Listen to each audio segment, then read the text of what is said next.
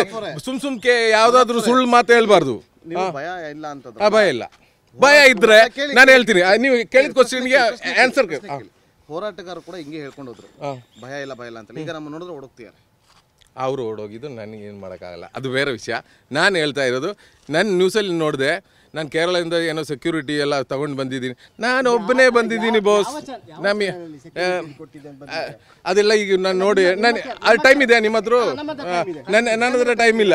ನೀವು ಕೇರಳದ ಈಗ ನಿಮ್ಮ ಕನ್ನಡ ಚಾನಲ್ ಏನಿದೆ, ಕನ್ನಡ ಚಾನಲಲ್ಲೇ ಹೇಳಿದ್ದಾರೆ ನಾನು ಕೇರಳದಿಂದ ಪೊಲೀಸ್ ಸೆಕ್ಯೂರಿಟಿಯಲ್ಲಿ ಬರ್ತಾ ಇದ್ದೀನಿ, ಹಂಗೆ ಬರ್ತಾ ಇದ್ದೀನಿ, ಒಬ್ಬನೇ ಬರ್ತಾ ಇರೋದು.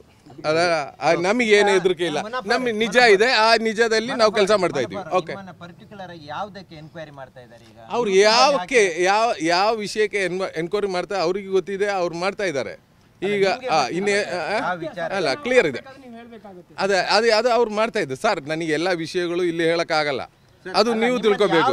ಏನಕ್ಕೆ ಇಲ್ಲ, ನಾನು ಇದ್ರ ಜೊತೆಗೆ ಇದ್ದೀನಿ, ಸೌಜನ್ಯ ಹೋರಾಟಗಾರರ ಜೊತೆಗೆ ಇದ್ದೀನಿ. ಅಲ್ಲ, ಅದರಲ್ಲಿ ಎಲ್ಲ ಇದೆ ಎಲ್ಲ ವಿಷಯದಲ್ಲೂ ನಮಗೆ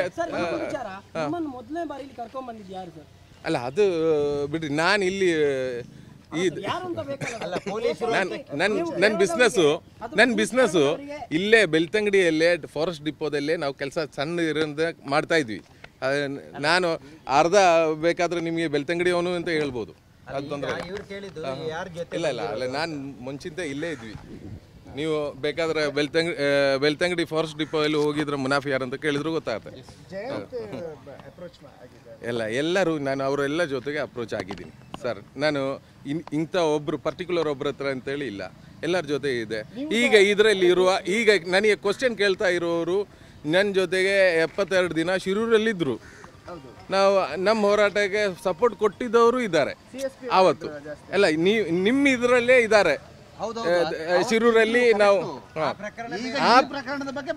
ಅಲ್ಲ, ನಾವು ಹ್ಯೂಮನ್ ರೈಟ್ಸಲ್ಲಿ ನಮಗೆ ಒಂದು ಕಮಿಟಿ ಇದೆ. ಸೊ ನಾವು ಅದಕ್ಕೋಸ್ಕರ NGO ನಡೆಸ್ತಾ ಇದ್ವಿ.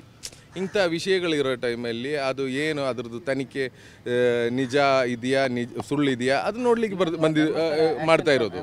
ಇದರಲ್ಲಿ ನಾವು ಎಲ್ಲೂ ದೇವಸ್ಥಾನಿಗೆ ಇರಲಿ, ಇದು ಯಾರು ಆರೋಪಿ ಅಂತೇಳಿ ಇರಲಿ, ನಾನು ಇವತ್ತಕ್ಕ ಹೇಳಿಲ್ಲ, ಇನ್ನೂ ಹೇಳೋದು ಇಲ್ಲ. ಅದು ನನ್ನ ಕೆಲಸ ಇಲ್ಲ. ನಾನು ಈಗ ಧರ್ಮಸ್ಥಳ ಅಂದರೆ ಒಂದು ಜಾಗ ಹೆಸರು, ದೇವಸ್ಥಾನ ಹೆಸರಲ್ಲ. ನಾವು ಆ ಧರ್ಮಸ್ಥಳ ಪಕ್ಕದಲ್ಲಿ ಇರುವ ಒಂದು ಘಟನೆಯಲ್ಲಿ ಏನು ಅದು ಸತ್ಯ ಏನು ಸುಳ್ಳು ಅಂತೇಳಿ ಅಷ್ಟೇ, ಅದರಲ್ಲಿ ಬೇರೆ ಏನಿಲ್ಲ.